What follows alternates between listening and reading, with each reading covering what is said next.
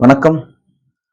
இன்னைக்கான வீடியோல என்ன பார்க்க போறோம் அப்படின்னா, அணு அமைப்பு அந்த லெசன்ல ஹைட்ரஜனுடைய நேர்கோட்டு நிறமாலை வரிகள். இப்ப பொதுவாவே ஹைட்ரஜன் எடுத்து அதுல என்ன செய்றோம்? லைட்ட பாஸ் பண்ணி அதுல எவ்வளவு நிறமாலை வரிகள் கிடைக்குது அப்படிங்கிறத அனலைஸ் பண்றாங்க. அப்படி கிடைக்கக்கூடிய அந்த வரிசை என்ன அப்படின்னா 5 வரிசை நமக்கு கிடைக்குது. லைமன், பால்மர், பாசன், ராக்கெட், ஃபன் அப்படிங்கிற 5 வரிசை கிடைக்குது. இது பாத்தீங்க அப்படின்னா அதோடைய முதல் வரிசைக்கு அது எந்தெந்த ஆற்றல் நிலையில இருக்கும் அப்படின்னா அதைத்தான் இங்க குறிச்சிருக்காங்க. N1 1 2 3 4 5 அப்படி வரிசையா கொடுத்திருக்காங்க.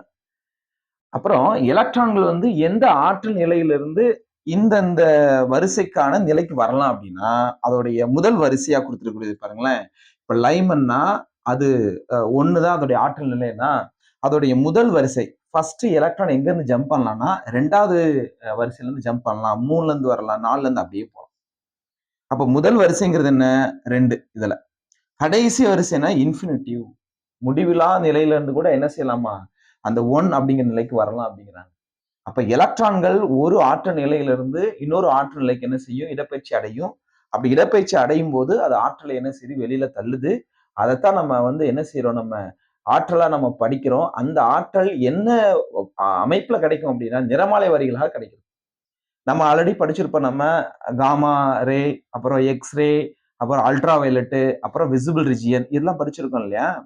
இந்த இந்த ரேடியேஷன்லாம் இந்த கதிர்வீச்சுக்கள்லாம் வர்றதுக்கு முக்கியமான காரணம் என்னன்னா எலக்ட்ரான்கள் ஒரு மட்டத்துல இருந்து இன்னொரு மட்டத்துக்கு இடப்பெயர்ச்சி அடைகிறது தான் காரணம். அப்படி இடப்பெயர்ச்சி அடைஞ்சா மட்டும்தான் நம்மளுக்கு என்ன கிடைக்கும்? ஆற்றல் பரிமாற்றம் அங்க நடக்குதுன்னு சொல்றாங்க. சரி, இப்போ இங்க பாருங்க. இந்த 5 வரிசையும் நம்மளுக்கு ஹைட்ரஜன் அடிப்படையா வச்சு நம்மளுக்கு கிடைக்குதுப்பா. அப்போ ஒவ்வொரு வரிசையிலுமே அதுக்கு முதல் வரிசையா இருக்கக்கூடியது என்ன? அதை விட 1 அதிகம் பாருங்க. 1னா 2, 2னா 3, 3னா 4, 4னா 5, 5னா 6. கடைசி வரிசை எல்லாத்துக்கும் பொதுவானது. அது முடிவிலா நிலையில இருக்கு. இன்ஃபினிட்டிவ் அப்படின்னு சொல்லுவோம் நம்ம.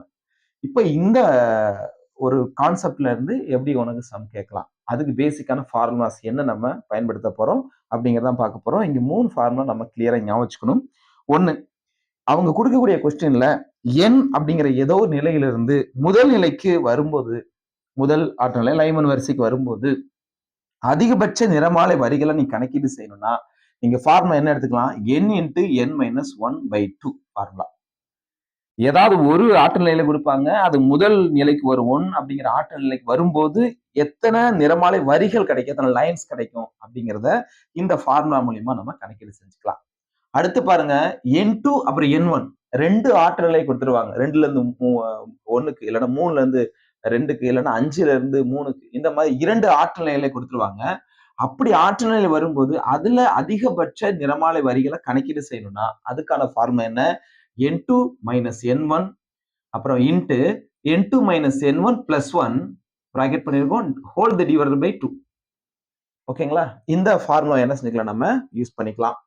அடுத்து பாருங்க, அலை நீளம் அப்படி இல்லை அப்படின்னா அலை எண் கணக்கீடு செய்யணும். இந்த அலை நீளம் மற்றும் அலை எண் கணக்கீடு செய்யணும்னா அதுக்கான ஃபார்முலா என்ன? ரைட்பர்க் ஈக்குவேஷன் அப்படின்னு படிச்சிருப்பீங்க. ரைட்பர்க் சமன்பாடுன்னு சொல்லி அதைத்தான் நம்ம இங்க பயன்படுத்த போறோம். இது அலை எண்ணுக்கு நியூ போட்டு மேல ஒரு கோடு போட்டிருப்பாங்க. அதை நியூ பார் அப்படின்னு சொல்லுவோம். இது அலை எண் 1/λ. லாம்டாங்கிறது அலை நீளத்தை குறிக்கிறதுக்கான ஒரு சிம்பிள். நம்ம ஆல்ரெடி பார்த்திருப்போம். ஸோ ரைட்பர்க்குடைய மாறிலி 109677 அப்புறம் இன்ட்டு 1/n1² மைனஸ் 1/n2². இது எந்த யூனிட்ல? சென்டிமீட்டர் இன்வெர்ஸ்க்கான யூனிட்ல இந்த ஃபார்முலாவை நம்ம என்ன செஞ்சுக்கலாம்? பயன்படுத்திக்கலாம். பொதுவாகவே இது பாருங்களேன், எந்தெந்த நிறமாலை பகுதிகளில் இதெல்லாம் கிடைக்கும் நம்மளுக்கு ஐடென்டிபிகேஷன் பண்றதுன்னா லைமன் வரிசை புற ஊதால கிடைக்குது பாருங்க.